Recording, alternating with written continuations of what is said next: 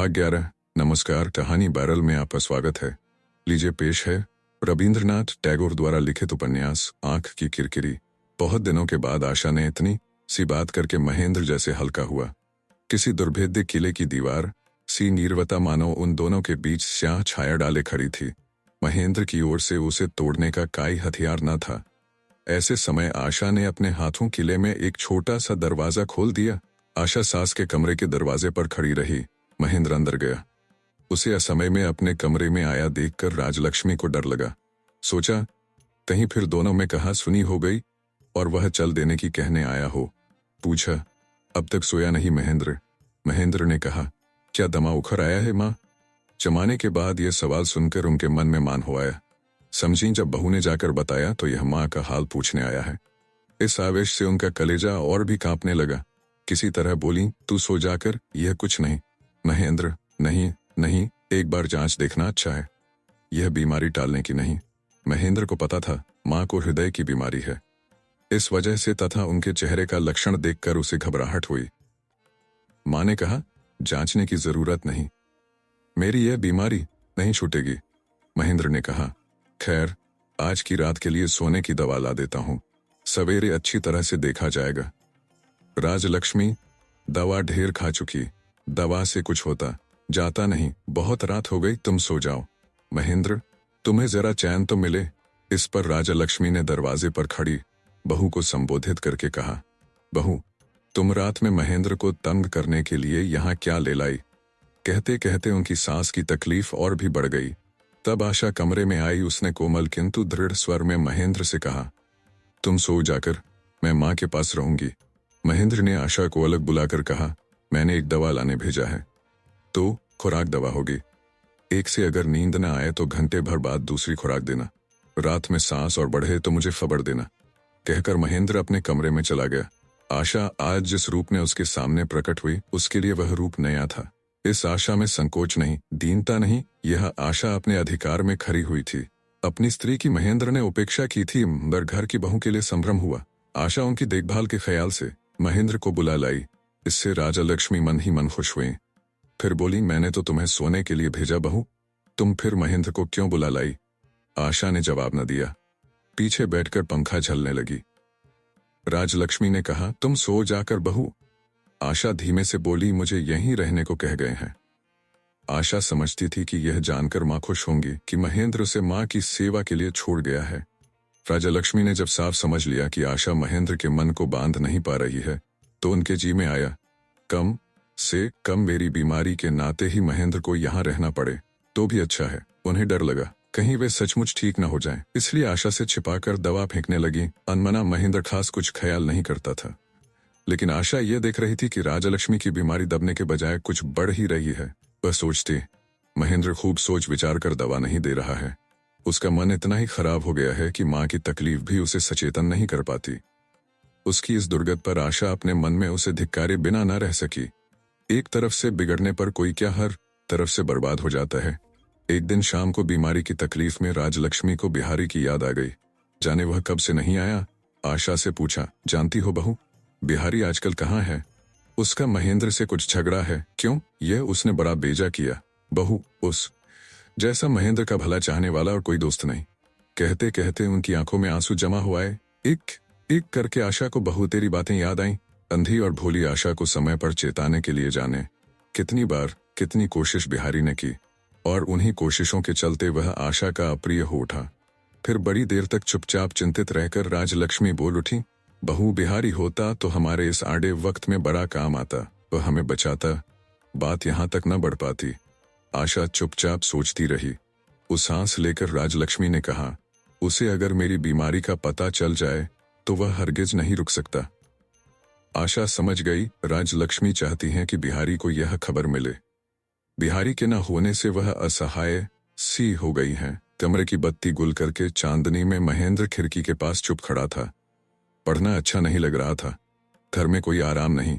जो नितांत अपने हैं उनसे जब सहज नाता टूट जाता है तो उन्हें बिराने की तरह आसानी से छोड़ा नहीं जा सकता, और फिर प्रियजन के समान सहज ही अपनाया भी नहीं जा सकता।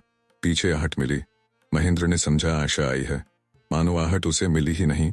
इस भाव से वह स्थिर खड़ा रहा। आशा बहाना ताड़ गई। फिर भी वह कमरे से बाहर नहीं गई। पीछे खड़ी खड़ी बोली, एक बात है, वही कहकर मैं चली जाऊंगी। महेंद्र ने पलटकर कहा, जाना ही क्यों पड़ेगा, जरा देर बैठी जाओ। इस भलमन साहब पर उसने ध्यान न दिया।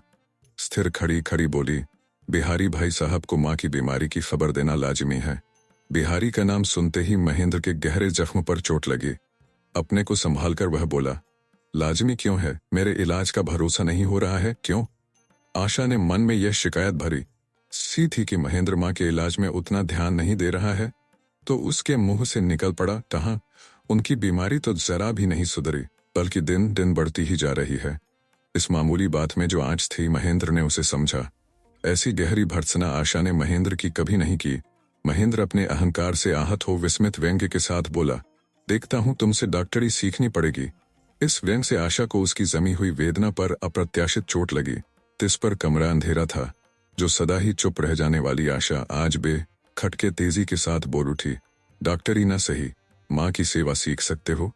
आशा से ऐसा जवाब पाकर महेंद्र के अचरज की सीमा न रही। ऐसे तीखे वाक्य सुनने का वह आदी न था। वह कठोर हो उठा, बोला, तुम्हारे बिहारी भाई साहब को यहाँ आने की मनाही क्यों की है? तुम तो जानती हो, शायद फिर याद आ गई है। आशा तेजी से बाहर चली गई। शाम की आंधी मानो उसे ढकेल कर ले गई। शर्म अपने लिए न थी। जो आदमी सिर से पैर तक अपराध में डूबा हो, वह जुबान पर ऐसे झूठे अपवाद भी ला सकता है। इतनी बड़ी बेहियाई को लाज के पहाड़ से भी नहीं ढांका जा सकता। आशा के चले जाने के बाद ही महेंद्र अपनी पूरी हार का अनुभव कर सका। महेंद्र को मालूम भी न था कि आशा कभी भी किसी भी अवस्था में महेंद्र को इस तरह धिक्कार सकती है। उसे लगा, जहां उसका सिंहासन था, वहीं वह धूल में लौट रहा है। इतने दिनों के बाद अब उसे शंका होने लगी, आशा की वेदना कहीं घृणा में न बदल जाए। और उधर बिहारी की चर्चा आते ही विनोदिनी की चिंता ने उसे बेताब कर दिया। पश्चिम से बिहारी लौटा या नहीं, कौन जाने, हो सकता है इस बीच विनोदिनी उसका पता ले आई हो। विनोदिनी से बिहारी की भेंट भी असंभव नहीं। महेंद्र से अब प्रतिज्ञा का पालन न हो सका। रात को राजलक्ष्मी की तकलीफ बढ़ गई। उससे न रहा गया। उन्होंने महेंद्र को बुलावा भेजा। बड़ी तकलीफ से बोली, महेंद्र, बिहारी को देखने को मेरा बड़ा जी चाहता है, बहुत दिनों से वह नहीं आया है। आशा सास को पंखा झल रही थी, मुंह नीचा किए बैठी रही। महेंद्र ने कहा, वह यहाँ नहीं है, जाने कहाँ पछा गया है। राजलक्ष्मी ने कहा, मेरी अंतरात्मा कह रही है वह यहाँ है, सिर्फ तुझसे रूठकर नहीं आ रहा है। मेरे सिर की कसम रही, कल तू एक बार उसके यहाँ जाना।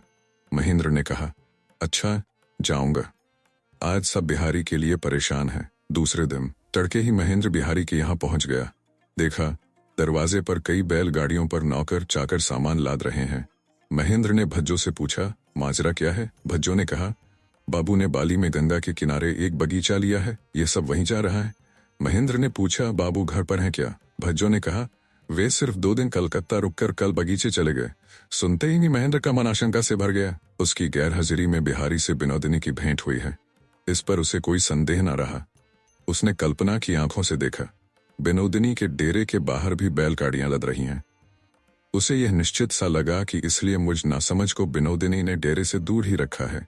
पल की भी देर न करके महेंद्र गाड़ी पर सवार हुआ और कोचवान से हाँकने को कहा। बीच बीच में कोचवान को इसके लिए गालियां सुनाई कि घोड़े तेज नहीं चल रहे हैं। गली के अंदर डेरे के दरवाजे पर पहुंचकर देखा, यात्रा की कोई तैयारी नहीं है। डर लगा कहीं यह काम पहले ही न हो चुका हो। तेजी से किवाड़ के कड़े खटखटाए। अंदर से जैसे ही बूढ़े नौकर ने दरवाजा खोला, महेंद्र ने पूछा, सब ठीक तो है? उसने कहा, जी हाँ, ठीक ही है। ऊपर जाकर महेंद्र ने देखा, विनोदिनी नहाने गई है। उसके सुने सोने के कमरे में जाकर महेंद्र विनोदिनी के रात के बिस्तर पर लौट गया। दोनों हाथों से खींचकर चादर को छाती के पास ले आया और सूंघकर उस पर मुंह रखते हुए बोला, बेरहम निर्दयी। हृदय के उच्छ्वास को इस तरह निकालकर वह सेज से उठकर विनोदिनी का इंतजार करने लगा। कमरे में चहलकदमी करते हुए देखा, फर्श के बिछौने पर एक अखबार खुला पड़ा है। समय काटने के ख्याल से कुछ अनमना सा होकर अखबार उठाकर देखा। जहां पर उसकी नजर पड़ी वहीं पर बिहारी का नाम था। उसका मन बात की बात में अखबार देखते देखते वहीं पर टूट पड़ा। किसी ने संपादक के नाम पत्र लिखा था, मामूली वेतन पाने वाले गरीब किरानियों के बीमार होने पर निःशुल्क चिकित्सा और सेवा के लिए बिहारी ने बाली में एक बगीचा खरीदा है। वहां एक साथ 5 आदमियों के लिए प्रबंध हो चुका है। आदि आदि आदि ये खबर विनोदिनी ने पढ़कर उसके मन में क्या हुआ होगा। बेशक उसका मन उधर ही भाग भाग कर रहा होगा। न केवल इसीलिए बल्कि महेंद्र का जी इस वजह से और भी छटपटाने लगा कि बिहारी के संकल्प से उसके प्रति विनोदिनी की भक्ति और भी बढ़ जाएगी। तिहारी को महेंद्र ने अपने मन में हम्बग और उसके इस काम को सनक कहा। विनोदिनी के पैरों की आहट सुनकर महेंद्र ने अखबार मोड़ दिया। नहाकर विनोदिनी कमरे में जो आई, महेंद्र उसके चेहरे की तरफ देखकर हैरत में आ गया। उसमें जाने कैसा एक अनोखा बदलाव आ गया था। मानो पिछले कई दिन तक वह धूनी जलाकर तप कर रही थी। शरीर उसका दुबला हो गया था और उस दुबलेपन को भेदकर उसके पीले चेहरे से एक दमक निकल रही थी। बिहारी के पत्र की उम्मीद उसने छोड़ दी है। अपने ऊपर बिहारी की बेहद हिकारत की कल्पना करके वह आठों पहर चुपचाप जल रही थी। बिहारी मानो उसी का तिरस्कार करके पचाह चला गया है। उस तक पहुंच पाने की कोई तरकीब उसे नहीं सूझी। काम काजी विनोदिनी काम की कमी से इस छोटे से घर में घुल रही थी। उसकी सारी तत्परता खुद उसी को घायल करती हुई चोट करती थी। उसके समूचे भावी जीवन को इस प्रेमहीन, कर्महीन, आनंदहीन घर में संकरी गली में सदा के लिए कैद समझकर उसकी बागी प्रकृति हाथ न आने वाले अदृश्य के खिलाफ मानो आसमान से सिर मारने की बेकार कोशिश कर रही थी। जिस नादान महेंद्र ने विनोदिनी की मुक्ति के सारे रास्तों को चारों तरफ से बंद करके जीवन को इतना संकरा बना दिया है, उस महेंद्र के प्रति उसकी घृणा और विद्वेष की सीमा न रही। विनोदिनी का दुबला पीला चेहरा देखकर महेंद्र के मन में ईर्ष्या जल उठी। उसमें ऐसी कोई शक्ति नहीं कि वह बिहारी की चिंता में लगी इस तपस्विनी को जबरदस्ती उखाड़ सके। गिद्ध जैसे मेमने को झपट्टा मारकर देखते ही देखते अपने अगम अभ्रभेदी पहाड़ के बसेरे में ले भागता है, क्या वैसी ही कोई मेघों से घिरी दुनिया की निगाहों से परे जगह नहीं जहां महेंद्र अकेला अपने इस सुंदर शिकार को कलेजे के पास छिपाकर रख सके। विरह की जलन स्त्रियों के सौंदर्य को सुकुमार कर देती है, ऐसा महेंद्र ने संस्कृत काव्यों में पढ़ा था। आज विनोदिनी को देखकर वह जितना ही अनुभव करने लगा, उतना ही सुख सने दुख के आलोड़न से उसका हृदय बड़ा व्यथित होने लगा। विनोदिनी जरा देर स्थिर रही, फिर पूछा, तुम चाय पीकर आए हो? महेंद्र ने कहा, समझ लो पीकर ही आया हूं, मगर इस वजह से अपने हाथ से प्याला देने की कंजूसी मत करो। प्याला मुझे दो।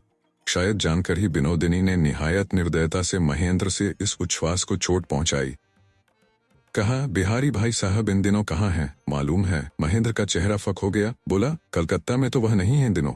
विनोदिनी, पता क्या है उनका? महेंद्र, यह तो वह किसी को बताना नहीं चाहता। विनोदिनी, खोज नहीं की जा सकती पूछताछ कर।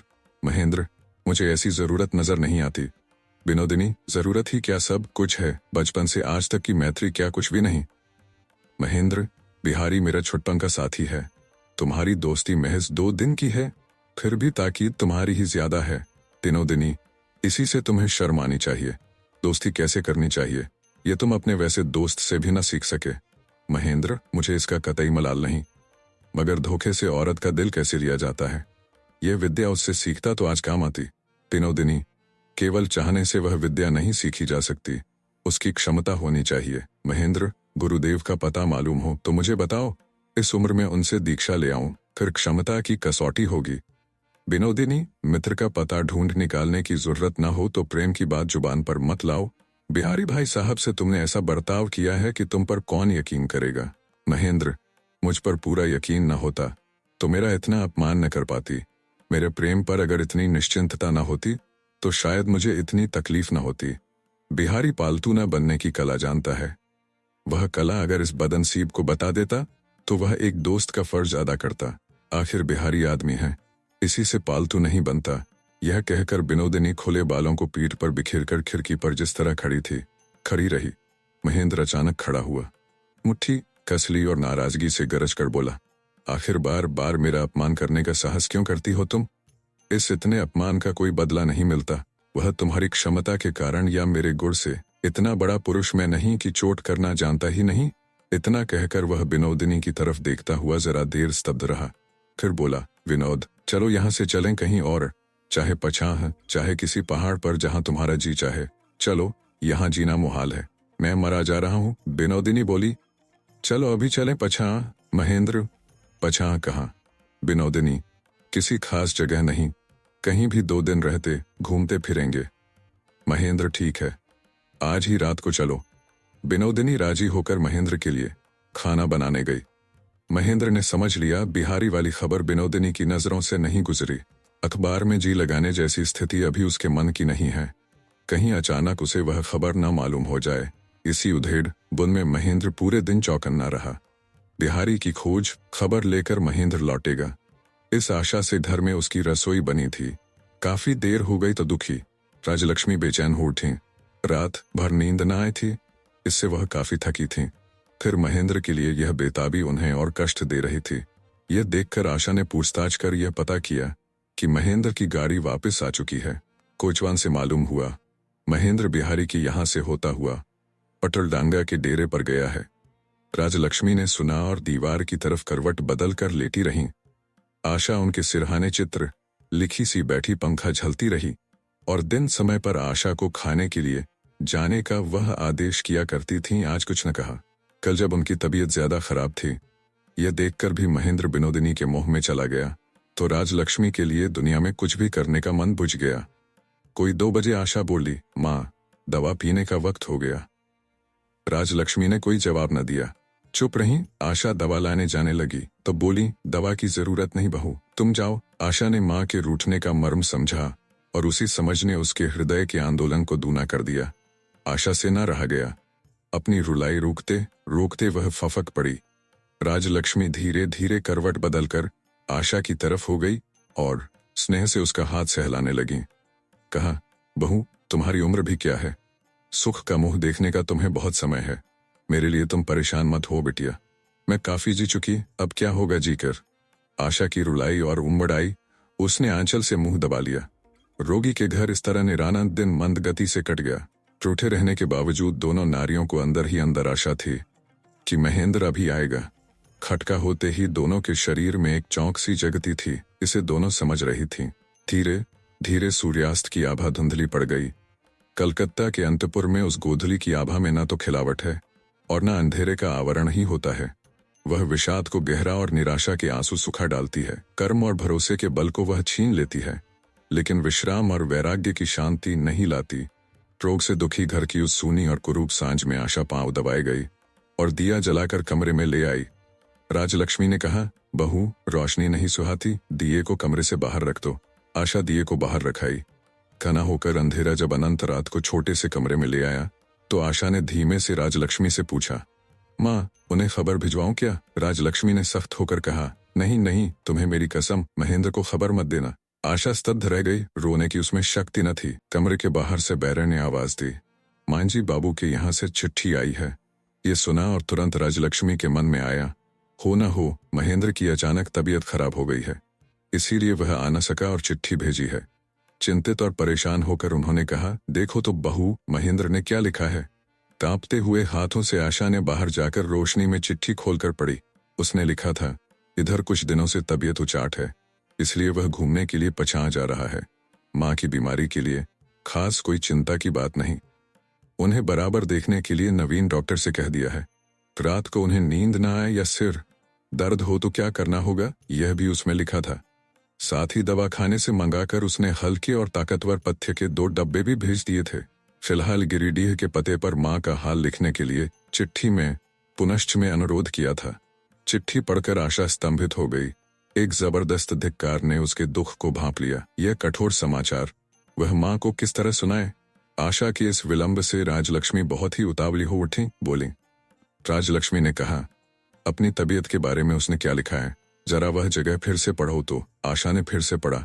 इधर कुछ दिनों से तबीयत उचाट सी चल रही थी, इसीलिए मैं राजलक्ष्मी, बस रहने दो, उचाट न हो तबीयत क्या हो, बुढ़ी माँ मरती भी नहीं और बीमार होकर उसे तंग करती है।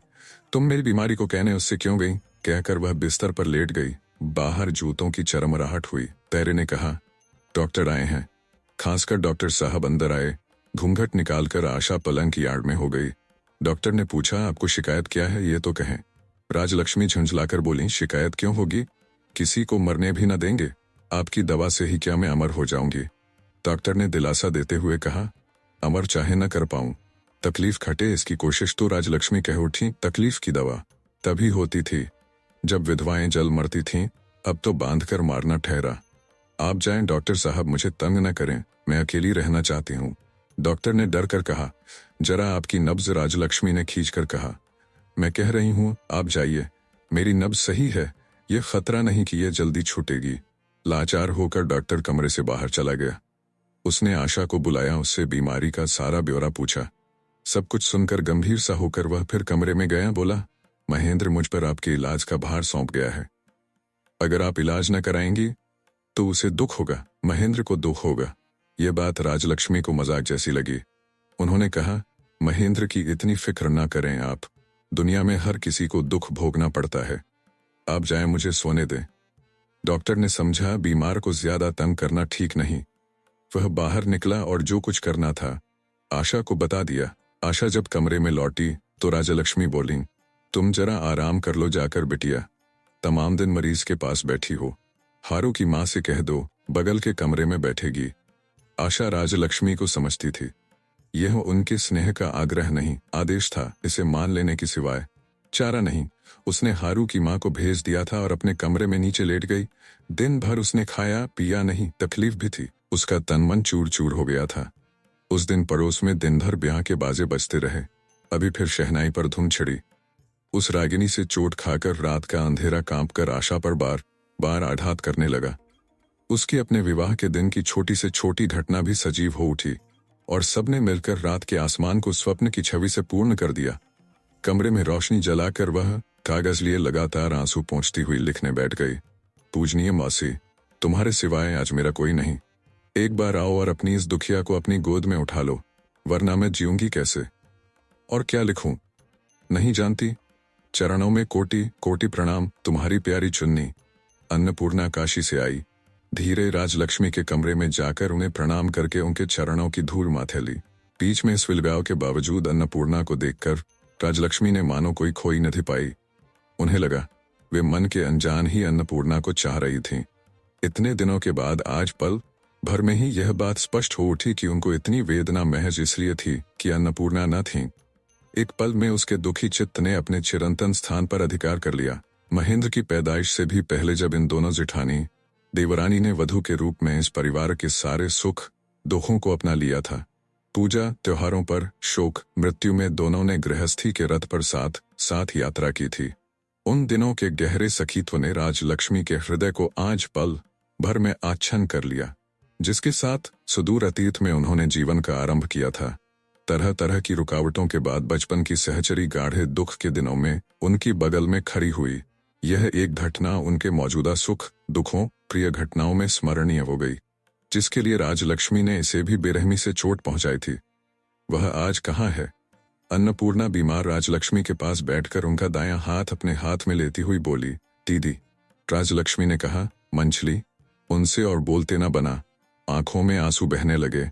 यह दृश्य देखकर आशा से ना रहा गया। वह बगल के कमरे में जाकर जमीन पर बैठकर रोने लगी। राजलक्ष्मी या आशा से अन्नपूर्णा महेंद्र के बारे में कुछ पूछने का साहस न कर सकी। साधुचरण को बुलाकर पूछा, मामा महेंद्र कहाँ है? मामा ने महेंद्र और विनोदिनी का सारा किस्सा कह सुनाया। अन्नपूर्णा ने पूछा, बिहारी कहाँ है? साधुचरण ने कहा, काफी दिनों से वे इधर आए नहीं, उनका हाल ठीक नहीं बता सकता। अन्नपूर्णा बोली, एक बार बिहारी के यहाँ जाकर खोज खबर तो ले आइए। साधुचरण ने उसके यहाँ से लौटकर बताया, वे घर पर नहीं है, अपने बाली वाले बगीचे में गए हैं। अन्नपूर्णा ने डॉक्टर नवीन को बुलाकर मरीज की हालत के बारे में पूछा। डॉक्टर ने बताया, दिल की कमजोरी के साथ ही उधरी हो आई है, कब अचानक चल बसे कहना मुश्किल है। शाम को राजलक्ष्मी की तकलीफ बढ़ने लगी। अन्नपूर्णा ने पूछा, दीदी नवीन डॉक्टर को बुलवा भेजूं? राजलक्ष्मी ने कहा, नहीं बहन, नवीन डॉक्टर के करने से कुछ ना होगा। अन्नपूर्णा बोली, तो फिर किसे बुलवाना चाहती हो तुम? राजलक्ष्मी ने कहा, एक बार बिहारी को बुलवा सको तो अच्छा हो। अन्नपूर्णा के दिल में चोट लगी। उस दिन काशी में उन्होंने बिहारी को दरवाजे पर से ही अंधेरे में अपमानित करके लौटा दिया था। वह तकलीफ वे आज भी न भुला सकी थीं। बिहारी अब शायद ही आए। उन्हें ये उम्मीद न थी कि इस जीवन में उन्हें अपने किए का प्रायश्चित करने का कभी मौका मिलेगा। अन्नपूर्णा एक बार छत पर महेंद्र के कमरे में गई। घर भर में यही कमरा आनंद निकेतन था। आज उस कमरे में कोई श्री नहीं रह गई थी। बिछौने बेतरतीब पड़े थे। साज सामान बिखरे, छत के गमलों में कोई पानी नहीं डालता था, पौधे सूख गए थे। आशा ने देखा मौसी छत पर गई है, वह भी धीरे धीरे उनके पीछे पीछे गई। अन्नपूर्णा ने उसे खींचकर छाती से लगाया और उसका माथा चूमा। आशा ने झुककर दोनों हाथों से उनके पांव पकड़ लिए, बार बार उनके पांवों से अपना माथा लगाया।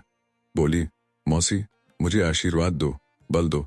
आदमी इतना कष्ट भी सह सकता है, मैंने यह कभी सोचा तक न था। मौसी इस तरह कब तक चलेगा? अन्नपूर्णा वहीं जमीन पर बैठ गई। आशा उनके पैरों पर सिर रखकर लौट गई। अन्नपूर्णा ने उसका सिर अपनी गोद में रख लिया और चुपचाप देवता को याद करने लगी। जमाने के बाद अन्नपूर्णा के स्नेह सने मौन आशीर्वाद ने आशा के मन में बैठकर शांति का संचार किया। उसे लगा उसकी मनोकामना पूरी हो गई है। देवता उस जैसी नादान की उपेक्षा कर सकते हैं, मगर मौसी की प्रार्थना नहीं ठुकरा सकते। मन में दिलासा और बल पाकर आशा बड़ी देर के बाद एक लंबा निश्वास छोड़कर उठ बैठी। बोली, मौसी बिहारी भाई साहब को आने के लिए चिट्ठी लिख दो। अन्नपूर्णा बोली, उन्हों चिट्ठी नहीं लिखोगी? आशा, तो उन्हें खबर कैसे होगी? अन्नपूर्णा बोली, मैं कल खुद उससे मिलने जाऊंगी। जिन दिनों बिहारी पश्चिम में भटकता फिर रहा था, उसके मन में आया जब तक कोई काम लेकर न बैठूं चैन न मिलेगा। यही सोचकर उसने कलकत्ता के गरीब किरानियों के मुफ्त इलाज और सेवा जतन का भार उठाया। गर्मी के दिनों में डाबर की मछलियां जिस तरह कम पानी और कीचड़ में किसी प्रकार जिंदा रह लेती हैं, तंग गलियों के संकरे कमरों में परिवार का बोझ उठाने वाले बेचारे किरानियों की जिंदगी वैसी ही है। उन दुबले पीले पड़े चिंता से पिसने वाले भद्रवर्ग के लोगों के प्रति बिहारी को बहुत पहले ही दया हो आई थी। इसलिए उसने उन्हें बगीचे की छांव और गंगा तट की खुली हवा दान देने का संकल्प किया। पाली में उसने बगीचा खरीदा और चीनी कारीगरों से छोटे छोटे झोंपड़े बनवाने शुरू किए, लेकिन मन को राहत न मिली। काम में लगने का दिन ज्यों ज्यों करीब आने लगा, उसका मन अपने निश्चय से डिगने लगा। बार बार उसका मन यही कहने लगा, इस काम में कोई सुख नहीं, रस नहीं, सौंदर्य नहीं, यह महज एक नीरस भार है। काम की कल्पना ने इसके पहले कभी भी बिहारी को इतना परेशान नहीं किया। कभी ऐसा भी था कि बिहारी को खास कोई जरूरत ही न थी, जो कुछ भी सामने आ जाता उसी में वह सहज ही अपने को लगा सकता था। अब उसके मन में न जाने कौन सी भूख जगी है, उसे बुझा लेने के पहले और किसी भी चीज में उसकी आसक्ति नहीं होती, जैसी शुरू से आदत रही है। उसमें हाथ डालकर देखता और दूसरे ही क्षण उसे छोड़कर छुटकारा पाना चाहता। बिहारी में यौवन सिकुड़कर आराम कर रहा था। उसने कभी सज्ञान होकर इस तरफ देखा भी नहीं, लेकिन विनोदिनी के स्पर्श ने उसे धधका दिया। अभी पैदा हुए गरुड़ की तरह अपनी खुराक के लिए वह सारी दुनिया को झंझोड़ती फिर रही हैं। बिहारी का जो पिछला जीवन सुख और संतोष से कट गया, उसे वह अब भारी नुकसान समझता। ऐसी मेघघिरी सांझ जाने कितनी आई, पूर्णिमा की कितनी रातें, वे सब हाथों में अमृत का पात्र लिए बिहारी के सुने हृदय के द्वार से चुपचाप लौट गई। उन दुर्लभ शुभ घड़ियों में कितने गीत घुटे रहे, कितने उत्सव न हो पाए, इसकी कोई हद नहीं। बिहारी के मन में जो पुरानी सुधियां थीं, उन्हें विनोदिनी ने उद्यत चुंबन की रक्तिम आभा से ऐसा फीका और तुच्छ कर दिया था। जीवन के ज्यादातर दिन महेंद्र की छाया में कटे, उनकी सार्थकता क्या थी? प्रेम की वेदना में सारे जल थल आकाश के केंद्र कुहर से ऐसी तान में इस तरह बांसुरी बजती है, यह तो अचेतन बिहारी कभी सोच भी न पाया था। विनोदिनी ने बिहारी को बाहों में लपेटकर अचानक एक पल में जिस अनोखे सौंदर्य लोक में पहुंचा दिया, उसे वह कैसे भूले।